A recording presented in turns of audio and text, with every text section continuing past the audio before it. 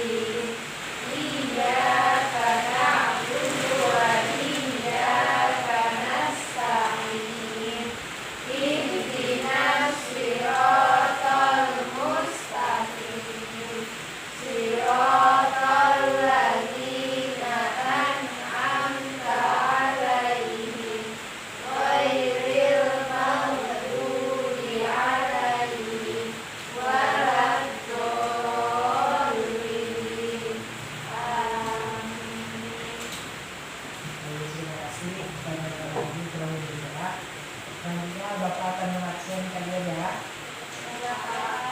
Nuri Fitriati, Hadir Pak. Nuri Fitriati, Hadir Pak. Nuri Fitriati, Hadir Pak. Nafita Jayanti, Hadir Pak. Kobi. Baik, hadir semua ya. Hadir Pak. Baik, sebelum lanjut ke pelajaran, silakan pungut sampah yang ada di samping meja kalian.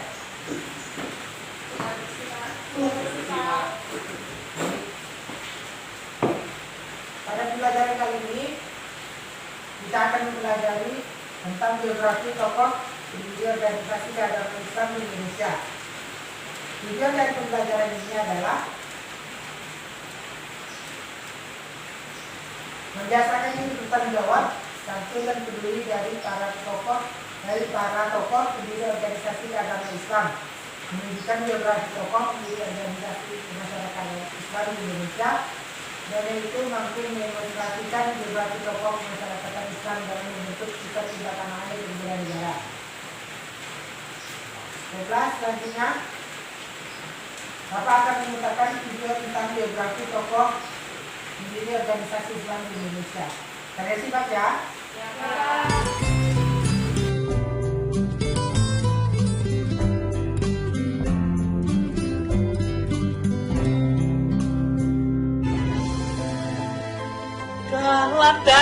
Dalan iku sapa?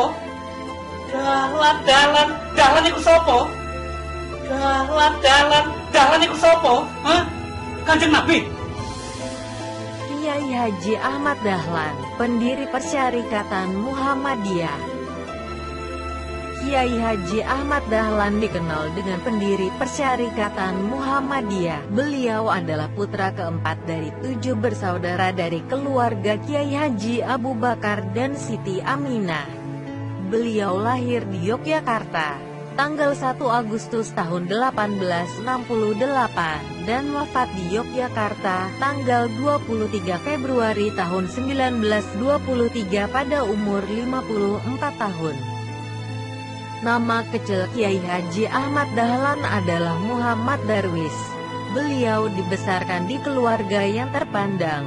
Ayah beliau Kiai Haji Abu Bakar adalah seorang ulama dan hatib terkemuka di Masjid Besar Kesultanan Yogyakarta. Dan ibu beliau Siti Aminah adalah putri dari Haji Ibrahim yang juga menjabat penghulu Kesultanan Ngayogyakarta Hadiningrat pada masa itu. Ia termasuk keturunan yang ke-12 dari Maulana Malik Ibrahim, salah seorang yang terkemuka di antara Wali Songo, yaitu pelopor penyebaran agama Islam di Jawa. silsilahnya tersebut ialah Maulana Malik Ibrahim, Maulana Ishaq, Maulana Ainul Yakin, Maulana Muhammad Fadlullah, Maulana Sulaiman Ki Ageng Gribik, Demang Jurung Juru Sapisan, Demang Jurung Juru Kapindo, Kiai Ilyas, Kiai Murtadla, Kiai Haji Muhammad Sulaiman, Kiai Haji Abu Bakar, dan Muhammad Darwisi atau Ahmad Dahlan. Pada umur 15 tahun, ia pergi haji dan tinggal di Mekah selama 5 tahun. Pada periode ini, Ahmad Dahlan mulai berinteraksi dengan pemikiran-pemikiran pembaharu dalam Islam, seperti Muhammad Abduh Al-Afghani, Rashid Rida dan Ibnu Taimiyah. Ketika pulang kembali ke kampungnya tahun 1888, ia berganti nama menjadi Ahmad Dahlan. Nama Ahmad Dahlan sendiri adalah pemberian dari gurunya, Said Bakri Syatta, yang terinspirasi dari ulama besar yaitu Ahmad bin Zaini Dahlan. Sepulang dari Mekah, ia menikah dengan Siti Walidah 1889. Sepupunya sendiri, anak Kiai Penghulu Haji Fadil, yang kelak dikenal dengan Nyai Ahmad Dahlan, seorang pahlawanan nasional dan pendiri Aisyah. Dari perkawinannya dengan Siti Walidah, Kiai Haji Ahmad Dahlan mendapat 6 orang anak yaitu Johana, Siraj Dahlan, Siti Busro, Irfan Dahlan, Siti Aisyah, Siti Zahra. Di samping itu, Kiai Haji Ahmad Dahlan pernah pula menikahi Nyai Abdullah, Nyai Rum, Nyai Aisyah adik ajengan penghulu Cianjur yang bernama Dandana, dan Nyai Yasin Pakualaman Yogyakarta. Beliau dikenal sebagai seorang wirausahawan yang cukup berhasil dengan berdagang batik yang saat itu merupakan profesi wira swasta yang cukup menggejala di masyarakat. Sebagai seorang yang aktif dalam kegiatan bermasyarakat dan mempunyai gagasan-gagasan cemerlang, sehingga Dahlan dengan mudah diterima dan dihormati di tengah kalangan masyarakat. Pada tanggal 18 November tahun 1912, Kiai Haji Ahmad Dahlan mendirikan organisasi Muhammadiyah untuk melaksanakan cita-cita pembaruan Islam di bumi Nusantara. Kiai Haji Ahmad Dahlan ingin mengadakan suatu pembaruan dalam cara berpikir dan beramal menurut tuntunan agama Islam, dan mengajak umat Islam untuk kembali hidup menurut tuntunan Al-Quran dan Al-Hadits.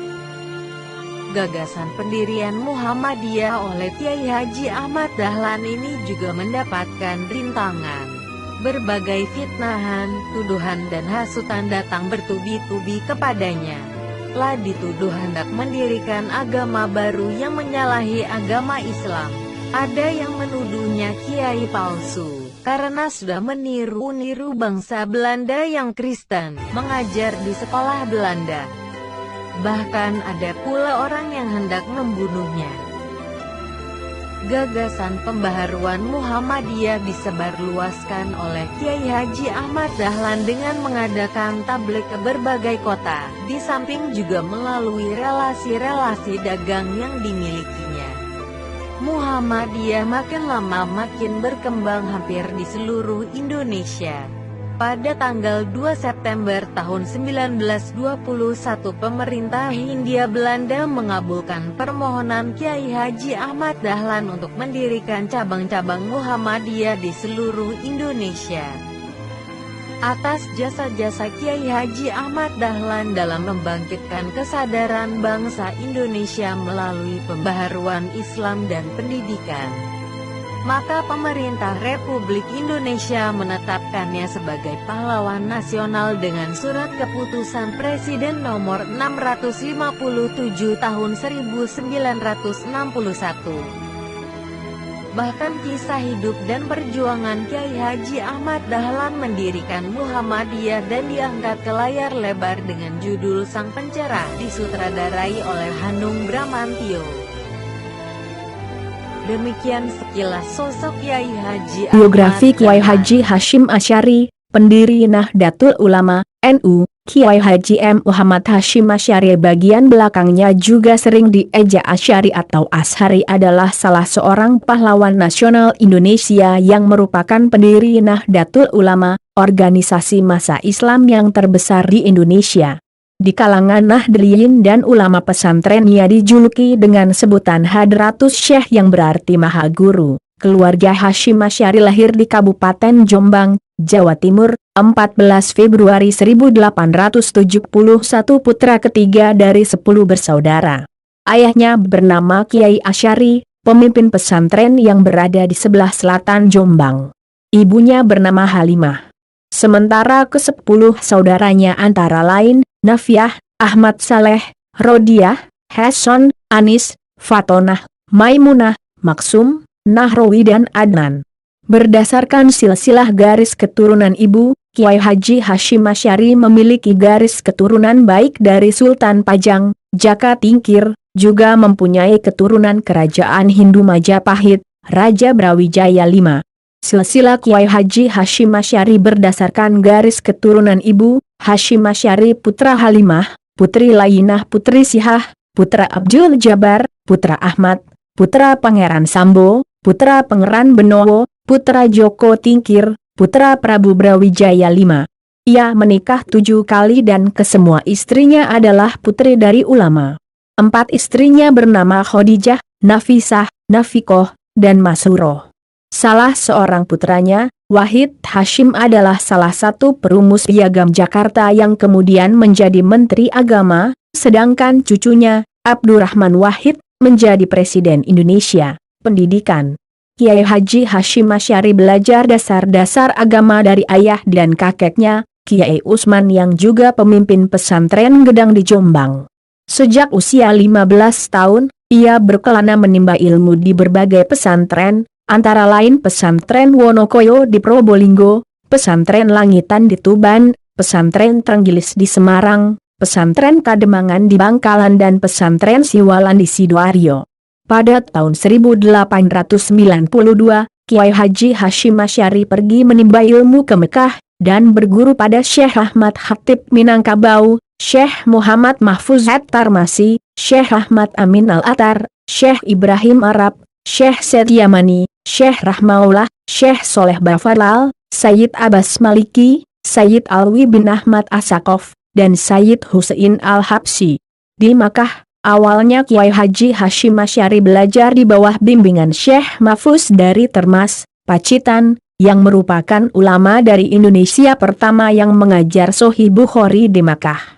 Syekh Mahfuz adalah ahli hadis dan hal ini sangat menarik minat belajar Kiai Haji Hashim Asy'ari sehingga sekembalinya ke Indonesia pesantren ia sangat terkenal dalam pengajaran ilmu hadis. Ia mendapatkan ijazah langsung dari Syekh Mahfuz untuk mengajar Sahih Bukhari, di mana Syekh Mahfuz merupakan pewaris terakhir dari pertalian penerima hadis dari 23 generasi penerima karya ini. Selain belajar hadis ia juga belajar tasawuf, sufi, dengan mendalami thariqat Qadiriyah dan Naqsyabandiyah. Kiai Haji Hashim Asy'ari juga mempelajari fikih mazhab Syafi'i di bawah asuhan Syekh Ahmad Khatib dari Minangkabau yang juga ahli dalam bidang astronomi, ilmu falak, matematika, ilmu hisab, dan aljabar. Pada masa belajar pada Syekh Ahmad Khatib inilah Kiai Haji Hashim Asy'ari mempelajari tafsir Al-Manar karya monumental Muhammad Abduh. Pada prinsipnya ia mengagumi rasionalitas pemikiran Abduh akan tetapi kurang setuju dengan ejekan Abduh terhadap ulama tradisionalis. Gurunya yang lain adalah termasuk ulama terkenal dari Banten yang mukim di Makkah yaitu Syekh Nawawi Al-Bantani. Sementara guru yang bukan dari Nusantara antara lain Syekh Satta dan Syekh Dagistani yang merupakan ulama terkenal pada masa itu. Perjuangan. Pada tahun 1899, sepulangnya dari Mekah, Kiai Haji Hashim Asy'ari mendirikan pesantren Tebu Ireng, yang kelak menjadi pesantren terbesar dan terpenting di Jawa pada abad 20. Pada tahun 1926, Kiai Haji Hashim Asy'ari menjadi salah satu pemrakarsa berdirinya Nahdlatul Ulama, NU, yang berarti kebangkitan ulama. karya dan pemikiran Kiai Haji Hasyim Asy'ari banyak membuat tulisan dan catatan-catatan. Sekian banyak dari pemikirannya, setidaknya ada 4 kitab karangannya yang mendasar dan menggambarkan pemikirannya. Kitab-kitab tersebut antara lain: 1. Risalah Ahlis Sunnah wal Jamaah, fi hadistil mauta wa asrotihi sa'ahwa baya mafhumis sunnah wa bidah, paradigma Ahlus Sunnah wal Jamaah, pembahasan tentang orang-orang mati, tanda-tanda zaman, dan penjelasan tentang sunnah dan bidah. 2. Al-Nurul Mubin fi Mahabati Sayyid Al-Mursalin, cahaya yang terang tentang kecintaan pada utusan Tuhan dan Nabi Muhammad SAW. 3.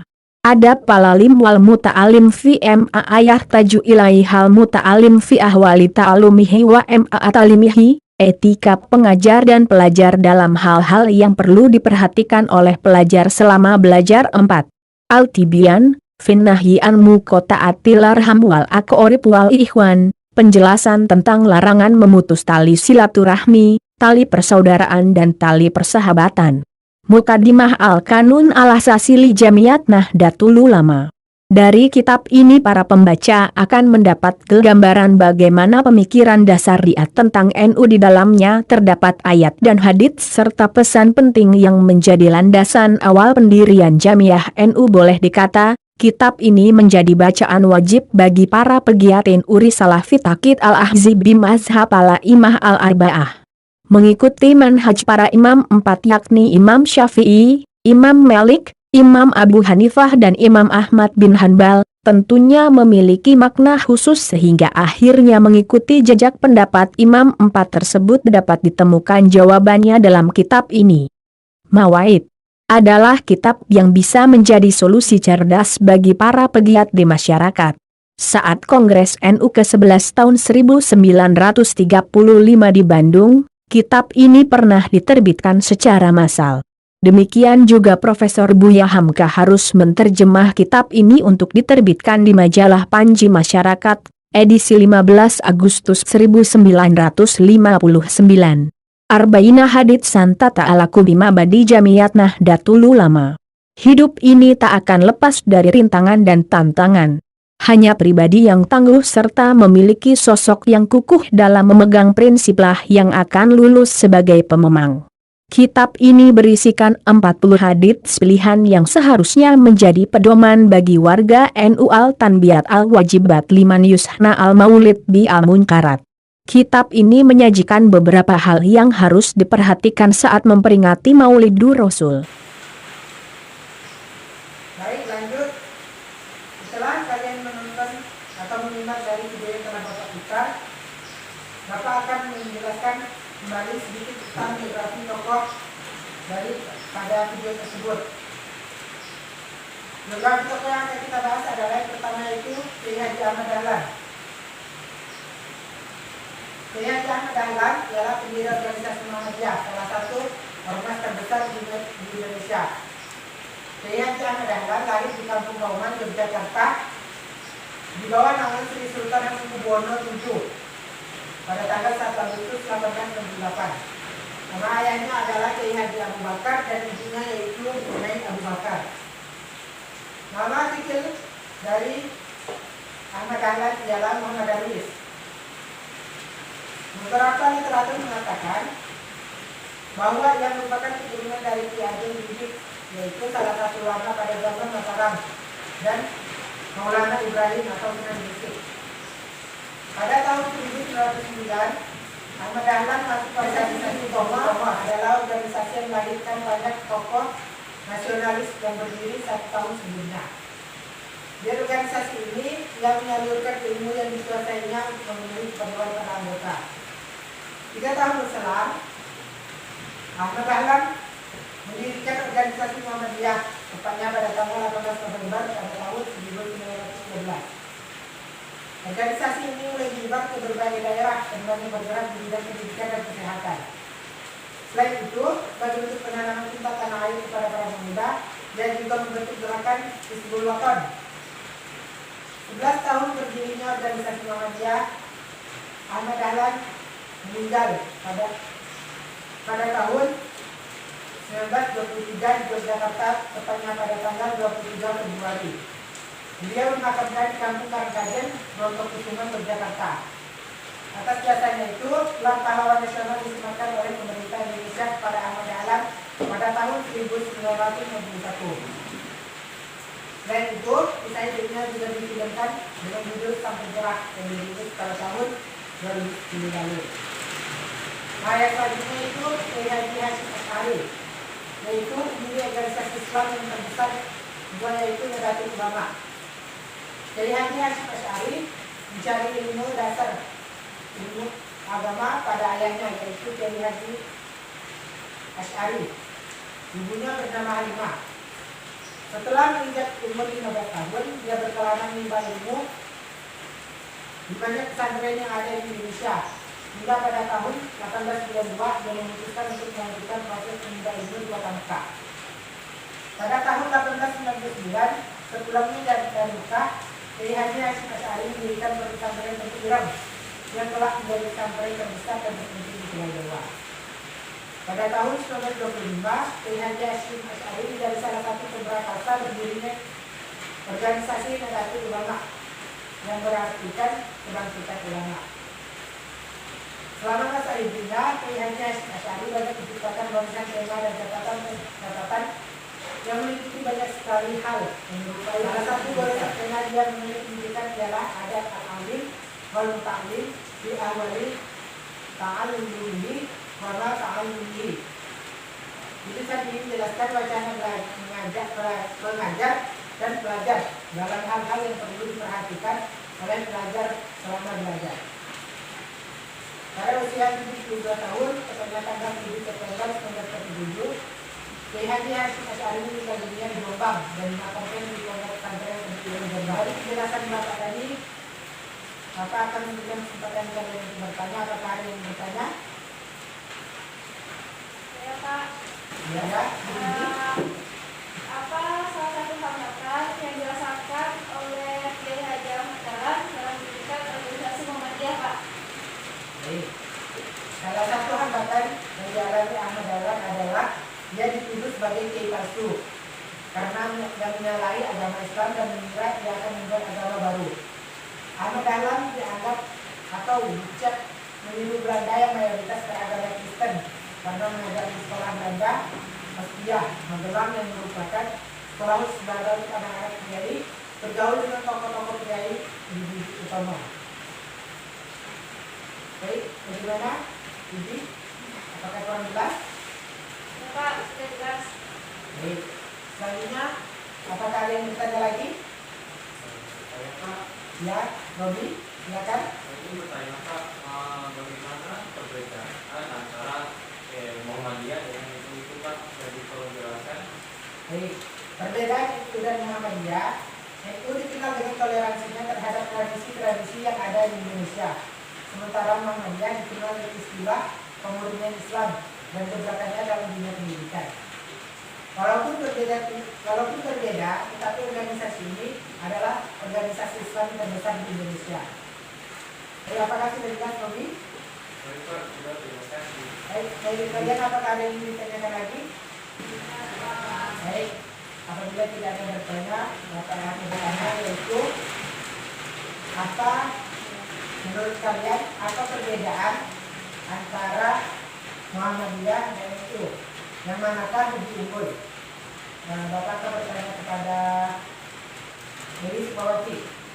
Bagaimana pendapatmu? Yang manakah lebih unggul antara Muhammadiyah dan NU? Menurut saya Pak, yang lebih unggul itu adalah organisasi Muhammadiyah karena organisasi Muhammadiyah yang lebih pertama muncul Pak daripada organisasi NU Pak. Baik, jawaban yang tepat itu walaupun Muhammadiyah itu lebih pertama, tetapi kedua organisasi ini tidak memiliki pilihan yang sama dan kekuatan yang sama. Kekuatan yang sama di sini maksudnya memiliki sesama pengikut yang banyak. Walaupun kedua organisasi ini berbeda tahun berdirinya, tetapi tidak menjadikan itu sebagai perbedaan, menjadikan kelemahan dari organisasi tersebut. Baik, selanjutnya apakah ada yang ingin bertanya lagi? Sebelumnya Bapak akan bertanya kepada Dewi, apakah sudah paham dengan penjelasan Bapak? Sudah Pak. Jadi keunggulannya itu sama-sama ya Pak ya? Ya, tepat sekali. Sama-sama unggul karena sama-sama organisasi Islam dan memiliki kekuatan yang besar. Makasih Pak. Baik. Selanjutnya, apakah ada yang ingin bertanya lagi? Sudah Pak. Baik, Bapak akan kembali melanjutkan pertanyaan. Kali ini pertanyaannya yaitu kepada Nurul Fitriati, mana sifat Muhammadiyah yaitu menyikapi perbedaan di antara mereka. Baik. Jadi di sini Pak, dari dua organisasi tersebut mereka saling bertikai dari antara satu sama yang lain organisasi tersebut Pak. Baik. Jawabannya sudah bagus, tetapi kurang tepat. Jawaban yang benar yaitu kedua organisasi ini malah saling mendukung dan saling membantu. Walaupun organisasi ini memiliki perbedaan, tetapi tidak menjadikan mereka untuk saling bertikai. Mengapa?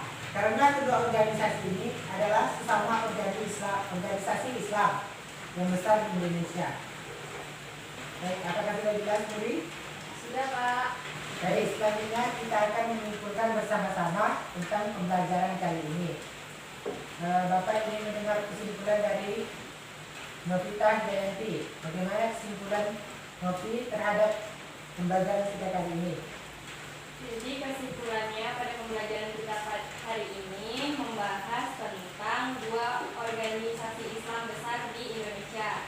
Yang pertama yaitu organisasi Islam Muhammadiyah yang didirikan oleh Haji Ahmad Dahlan dan organisasi Nahdlatul Ulama yang didirikan oleh yaitu organisasi Nahdlatul Ulama yang didirikan oleh Kiai Haji Hashim Asy'ari. Terus kedua organisasi tersebut saling mendukung satu sama lain. Itu Pak kesimpulan dari Baik, terima saya. kasih kepada Novi telah menyimpulkan pembelajaran kali ini. Kalau dari Bapak, kesimpulan dari pelajaran kali ini adalah tentang cara mereka atau kegigihan mereka dalam menempuh ilmu pendidikan, sehingga mereka menjadi orang bermanfaat bagi salah satunya bagi negaranya. Dari Bapak, baiklah anak-anak, untuk tugas minggu depan, Bapak akan memberikan kalian tugas untuk mengamati perilaku yang dapat dicontoh dari biografi tokoh sejarah yang telah kita bahas. Selanjutnya minggu depan kita akan membahas tentang perkembangan organisasi Islam di Indonesia serta kepemimpinan dari tokoh organisasi tersebut. Baik Pak. Siap Baik, Pak. untuk mengakhiri pembelajaran ini, marilah kita berdoa bersama-sama. Silakan Robi, pimpin kepada doanya. Baik, bismillahirrahmanirrahim. Untuk menutup perjalanan kita hari ini, mari kita bersama-sama membaca Alhamdulillah. Alhamdulillahirabbil alamin. Baiklah, terima kasih Bapak ucapkan. Sama-sama. Assalamualaikum warahmatullahi wabarakatuh. Waalaikumsalam